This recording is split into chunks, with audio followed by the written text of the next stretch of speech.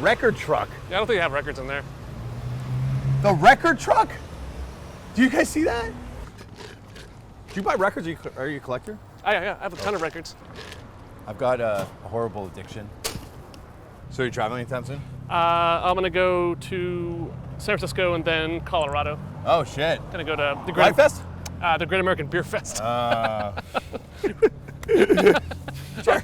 Yeah. You don't want to see the Misfits? Nah, no. I hate any nostalgia really when it comes down to it. You know? Yeah. I really do. Really? Yeah, I feel like if you saw it, that's good. But like, I hate people that like wish things were the way they were. Yeah. Okay, I can You know, understand or that. like there should be new punk bands. You know? Not Yeah. like, But like, would you go back and do you listen to the Misfits? Like, yeah, tons. Yeah, It was amazing. I know what you're saying. Like, you just don't want the Civil War recreationist aspect of that culture. No, it happened. So Yeah. it's just, I'm just as happy with things that happened. Yeah. Yeah. You know what I mean? Like you can't relive it. It's always trying to recreate anything is wicked lame. Yeah. Yeah. You know, that's the way it is.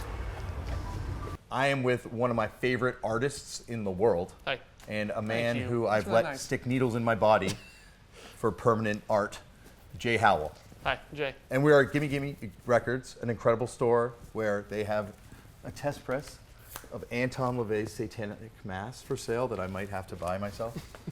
Jay, I don't know, I guess like you to me were someone that like I obviously responded to your artwork first, and then finding out that you were into punk just kind of completed a thesis for me that everyone that does cool stuff that I'm really into has some connection to that world somehow. Oh yeah, for sure. You know, and skateboarding and punk. If I find out someone was interested in punk or like skateboarding and they are like, you know, working at a television network or making movies or on that kind of artistic level, I'm way more interested in that person. Yeah. Always. Yeah. Or yeah, just like you're saying, I'll find out who they are and I'll be like, oh, that's why. That makes sense now. Yeah, it does. Like it clicks stuff together. So I guess like, what was your first kind of? I guess what drew you graphically to the music? Was there any art that you saw that was like, or anything you responded to graphically?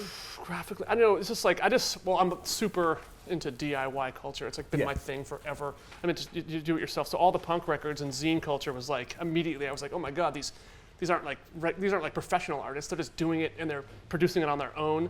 You know, someone's seeing like Op Ivy album covers or like just any hand drum punk covers at all or flyers. I was just like, oh, that's what I'm into. I was like so psyched on that. You know, like you don't have to ask permission. You can just do it. Yeah. You know, and there's already a culture there, so it's almost like you belong to it. Even if you don't know anyone, you make a punk flyer and you're like part of that community immediately. That made me psyched. So like you did a zine for a long time. Yeah, for like 20-something years. Yeah, Punks Get Cut. And so what was your first zine what inspired you to do that zine? Lisa Carver's roller derby was like super influential.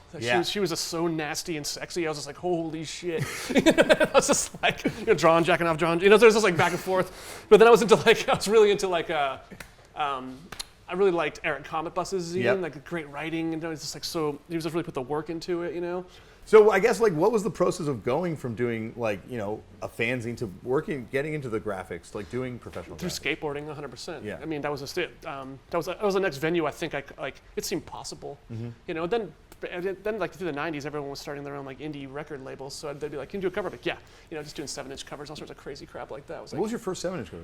I did all the first 7 inches for the Shins and like Flake Music too. Oh, really? Yeah, I've known those guys forever. So that was like something that was really exciting. Yeah, that's awesome. Well, I guess that's like also like all those, was it Shins that has a connection to Scared of Chaka? Yeah, 100%. Yeah, and stuff. So there's like this New Mexico punker. Well, do you want to look around for records? Absolutely. Let's do that. I like buying 45s, but I just don't listen to them like I think I should. Yeah. It's upsetting. I think to me the 45 is the ultimate punk document because it's like just long enough to contain, at 45 a perfect song. Yeah. And it's relatively inexpensive to buy and to produce. And so I don't know, I've always thought it was like. Then you can look at them on your shelf forever. And then you just watch them sit there and collect dust as you listen to the MP3s instead. Those are the ones you're gonna get? So far. All right, well, all right. I'm trying to spend myself out of buying the Anton LaVey record.